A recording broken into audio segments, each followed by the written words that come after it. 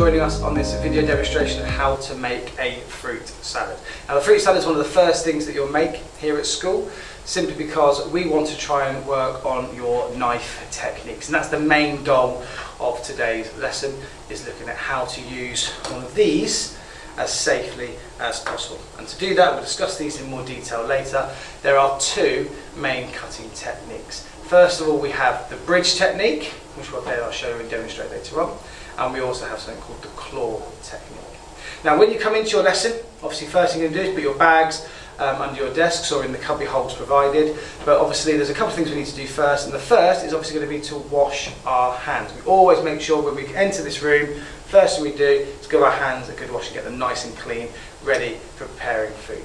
And the second thing is you're going to need to collect all of your equipment you're going to need for the lesson. Now for this lesson, it's actually quite simple. The only thing you're going to need to collect firstly is a green chopping board. So our green chopping boards, which are on the windowsills to the side, these are for cutting up fruits and salads. So as we're making a fruit salad, this is the perfect chopping board, nice green chopping board for you. And the second thing you need to collect is one of our chef knives. Now these knives will be located at the front on my desk here. Now to collect one of these, you'll need to make a nice straight line down the side of the classroom.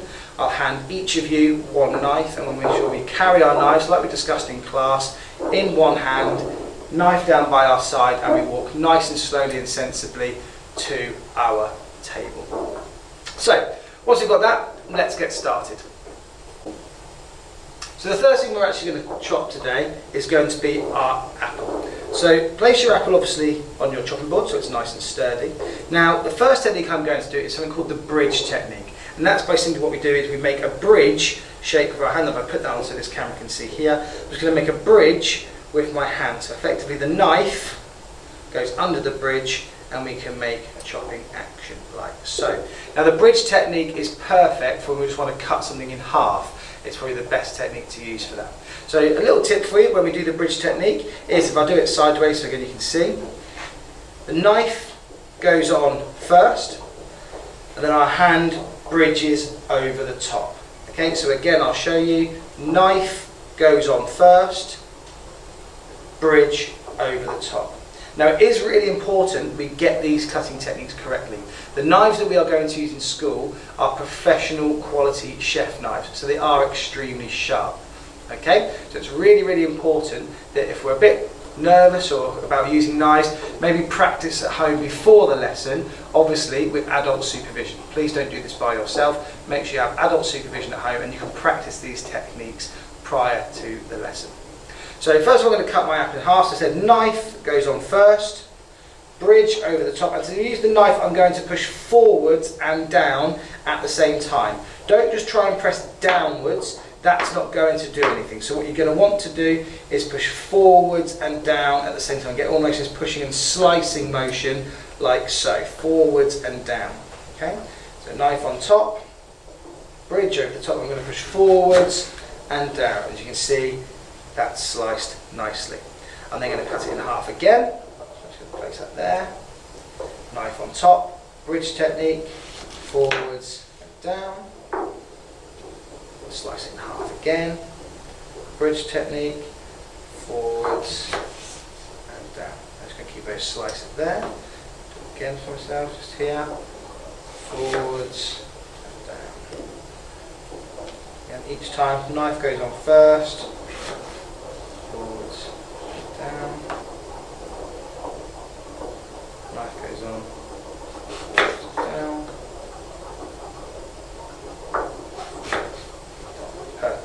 What I'm going to do as well with these is the apple, I'm just going to get them into sort of chunks. I don't really want big pieces of apple like these in my fruit salad. So what I might do now is, still can use the bridge technique, is just cut them down. And I can keep them on one section of my chopping board. So knife goes on first, bridge technique. There we have it. Go nice and quickly. Knife on. If you want to make your pieces any smaller, that's absolutely fine. Please feel free to do so. Okay? It's absolutely down to your own taste. Now I'm just going to take some of these off, just because I don't want them on there. You may have seen me use a different technique there, that's fine. We'll talk about that technique in a second. So knife on top, cut down, and again, last one, knife on top, slice down. Okay, so it's really important we always practice that correct technique. And what you may see is I'm sectioning off my chopping board, so I'm keeping the fruit that I want to keep in my fruit stand on one side, and any rubbish I might have just clearing to the side. I can put that in the bin in a second. So now I'm going to move on to the banana, because the banana is one I'm going to use a different technique. So first thing you're going to want to do is peel your banana. There's lots of weird and wonderful ways I watch students peel bananas. So I look forward to seeing those. Put that straight into the bin.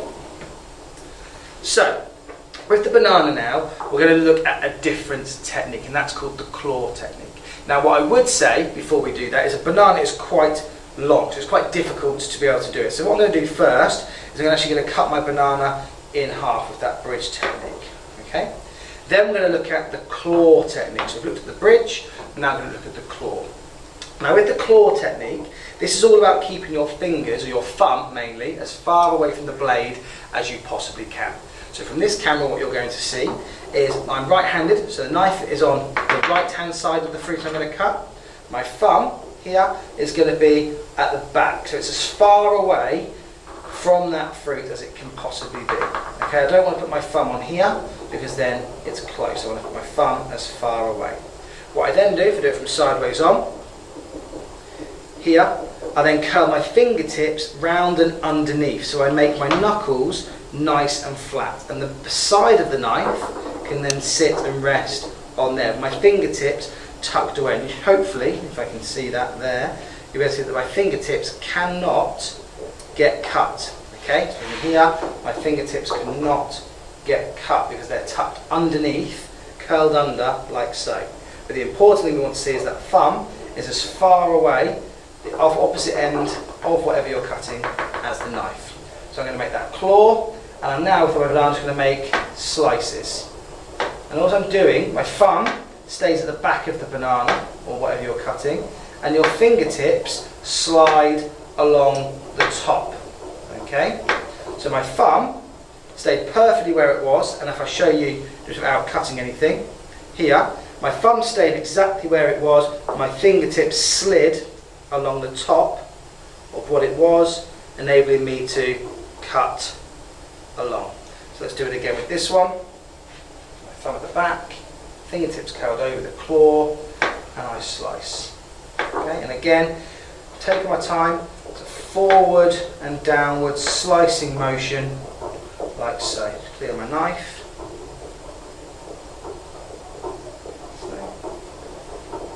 Yeah. Okay.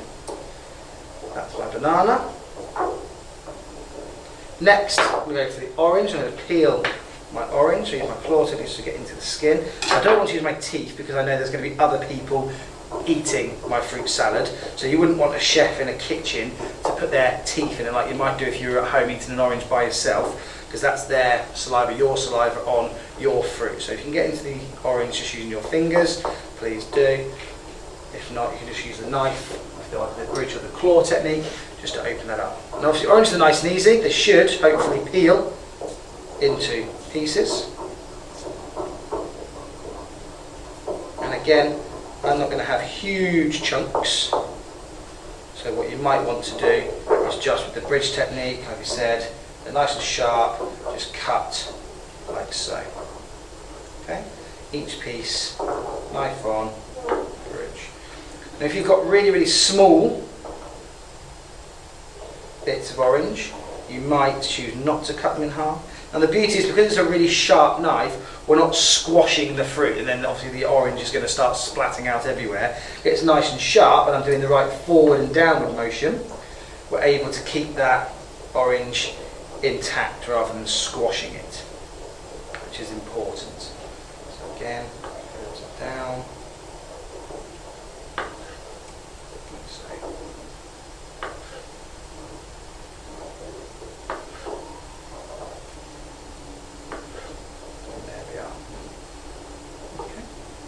Now the last fruit I'm actually going to chop are going to be grapes. So I'm going to bring my grapes onto my chopping board. And hopefully you can see from the camera here what I mean by sectioning off my chopping board. I'm keeping my fruits nice and separate. I'm keeping it nice and clean and tidy. I'm not making it messy. It's all nice and clean. Now when we chop grapes up, grapes obviously can be quite long, like this particular one here. Now what we want to do, if anyone of you have got young children, young brothers or sisters at home, you may notice that when we chop up grapes, we want to chop them lengthways. We don't want to chop them so you have small sort of fatter pieces. You want sort of longer, thinner pieces of grapes. Okay, that's just the safest way to chop them. So it's good to get into a good habit about doing that. So with the grapes are more tricky because they're a bit smaller, but blade on the top, make your bridge and slice. And it's as simple as that each time. Alright. Now I'm going to chop all these grapes up, but obviously I'm not going to make you watch me chop all of them up. So come back in a second when they're done. Okay, welcome back. Thank you very much for being so patient. As you can see, I've now finished chopping up all the fruit that I'm going to use for my fruit salad. Again, as you can see probably from this camera here, I've kept my chopping board nice and tidy. Any rubbish I've got just in the corner out of the way, and I've kept all the fruit there nice and separate.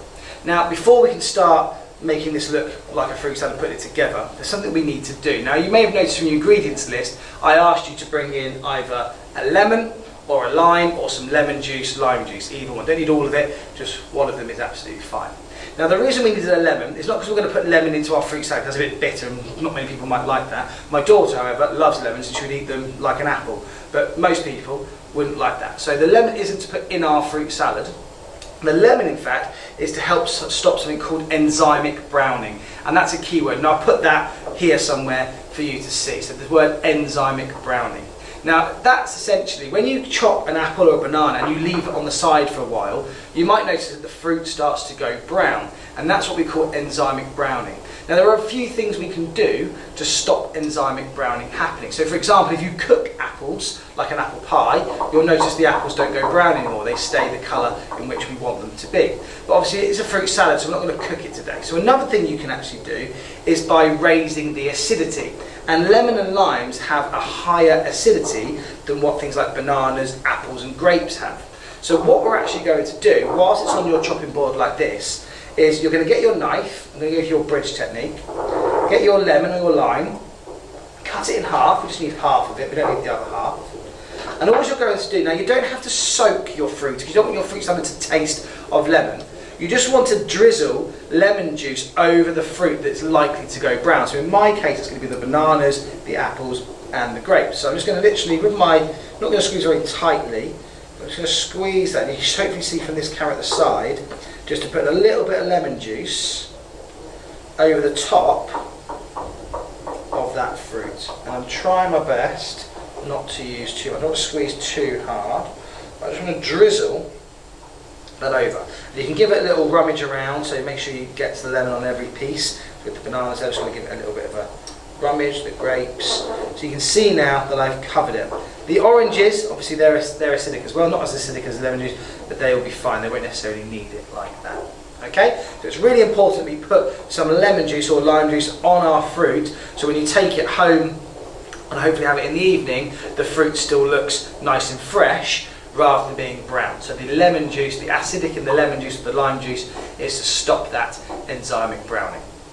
So now it comes to actually putting it together. So on your ingredients, I actually asked you to bring a clear glass jar. So it could be a jam jar, a coffee jar, pickles, gherkins, whatever you had, just a clear jar. And what we're actually going to do, we're going to start layering our fruit salad. So rather than putting it in a bowl, we're going to make some colourful layers. So I'm going to start maybe at the bottom. I'm going to put some apples in there.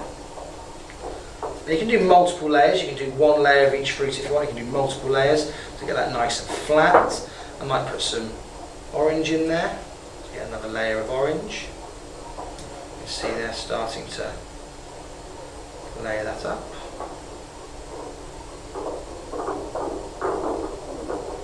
There you go, like so, you might put all the orange in there actually, it's quite nice. Put some banana in.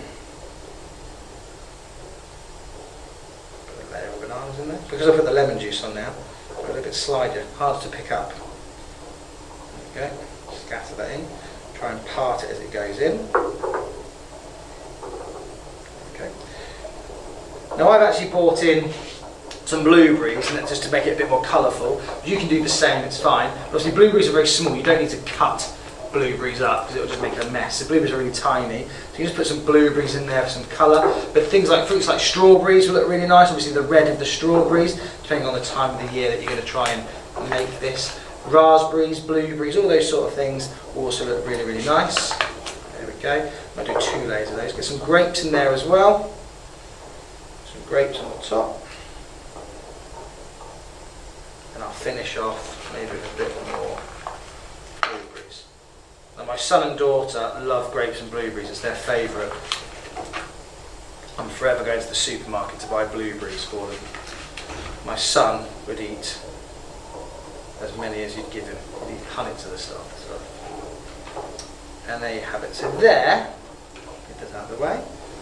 You can see, bring that into shot there for you, a nice layered fruit salad. If I hold that up, you can see that. And you can put your lid back on and you can take that home and you can serve that with cream, put some ice cream when you get it out. It's just a nice, prettier way of presenting your fruit salad.